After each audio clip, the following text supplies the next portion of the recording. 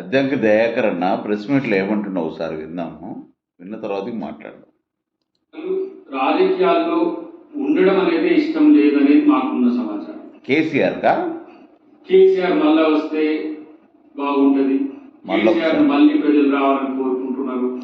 అసలు రాజకీయాల్లో ఉండడం అనేది ఇష్టం లేదనేది మాకున్న సమాచారం.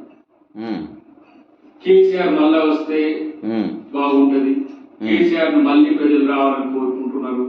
కేసీఆర్ వస్తేనే మంచి జరుగుతుందని చెప్పి మీరు ఒక డ్రామా క్రియేట్ చేస్తున్నారు కదా. అసలు కేసీఆర్ రావాలని ఉన్నదా? రావాలని ఉంటే 2 సంవత్సరాల నుంచి ఇట్లనే ఎన్నుకుంటారు. ఓకే, మీ ఇద్దరి రాజకీయ స్వార్థం కోసం భావమార్పులు చేస్తున్న ప్రాపగండా తప్పితే దీంట్లో కొత్తగా ఏమున్నది? రైట్. మీరు ఇల్లు కట్టిస్తే మేము కట్టి మేము కూర్చున్నాము. ఓకే, కనీసం సిగ్గుండాలి చెప్పుకోవడానికి. హైదరాబాద్ ఎన్ని ఇల్లు కట్టించింది? ఒకటే గతంలో రేవంత్ రెడ్డి గారు చెప్పింది, మీరు కట్టించిన ఊర్లలో మీరు ఓట్లు అడగండి. ఓకే, ఎన్ని కట్టించుంటారు జూబ్లీస్? మీరు అసలు ఎన్ని కట్టించిన జూబ్లీస్? ప్రతి నియోజకవర్గంలో కాంగ్రెస్ ఇందిరమ్మ ఇండ్లు ఉన్నాయి. కూల్చే సంస్కృతి అది గతం. ప్రజల భూముల్ని, ప్రజల ఆస్తుల్ని కొల్లగొట్టింది బీఆర్ఎస్ పార్టీ. ఇలా హైడ్రా పేరు మీద అవినీతి పరుల భూములు కూలుస్తుంటే మీ గుండెల్లో గుబేలు అవుతుంది. వాళ్ళ ప్రజల ఆస్తులు కొట్టేది ప్రతి ప్రభుత్వం చేసేది అదే. ఇప్పుడు మీ ప్రభుత్వం చేసేది కూడా అదే, గత ప్రభుత్వం చేసింది కూడా అదే, ఇంకా కొత్త వచ్చే ప్రభుత్వాలు కూడా చేసే అవే. ఇస్తే వాళ్ళకి ప్రత్యామ్నాయంగా ఇచ్చే ప్రయత్నం ఈ ప్రభుత్వం చేస్తుంది. ఎంతకని అబద్ధాలు ఆడుతారుగా.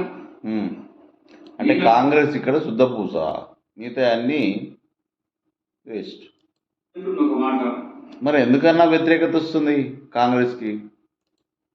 మీరు కేసీఆర్తో ఒక స్టేట్మెంట్ బయటకి, నేను మళ్ళీ రాజకీయాల్లో ఉంటా, నేనే వస్తున్నా, అందుకని నా కొడుకును నా అల్లుని నేను ముందుకు దోచిన, అందుకని మా బిడ్డను ఎల్లగొట్టిన, ఆమె మాకు ఇబ్బంది అవుతుందని చెప్పి ఒక స్టేట్మెంట్ ఏమని ఎందుకు ఇస్తాడు?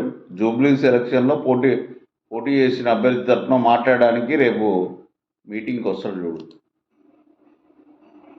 ఏదో 100 మాగదులే చెప్పి మీరిద్దరు చేరినట్టు మీరు మీకు డబ్బులు కొట్టుకోవడం తప్పితే ఇంకొకటి మీ మాట మాట్లాడటం లేదు. ఆ విషయం గమనంలోకి లేదు మీకు అసలు ఫస్ట్. కాబట్టి ఇంకా మీరు చేసిన అవినీతిని జనం ఏదో మర్చిపోతారని చెప్పి మా మంత్రుల మీద ఏదో అవినీతి చెయ్యని ప్రభుత్వం ఏది? అవినీతి చేయని ప్రభుత్వం ఏది? అవినీతి చేసిన ప్రభుత్వాన్ని మీరేం చేసారు? వాళ్ళు లక్షల కోట్లు దోపిడీ చేసారని, వాళ్ళు దొంగలని, లంగలని 100కు 100 మార్కులు వాళ్ళకి ఇచ్చేసారు. వాళ్ళు 1,00,000 కోట్లు దొంగతనం చేసారని. మరి వాళ్ళని ఏం చేసారు మీరు? మీ ప్రభుత్వం ఏం చేసింది మిమ్మల్ని ఎన్నుకుంటే?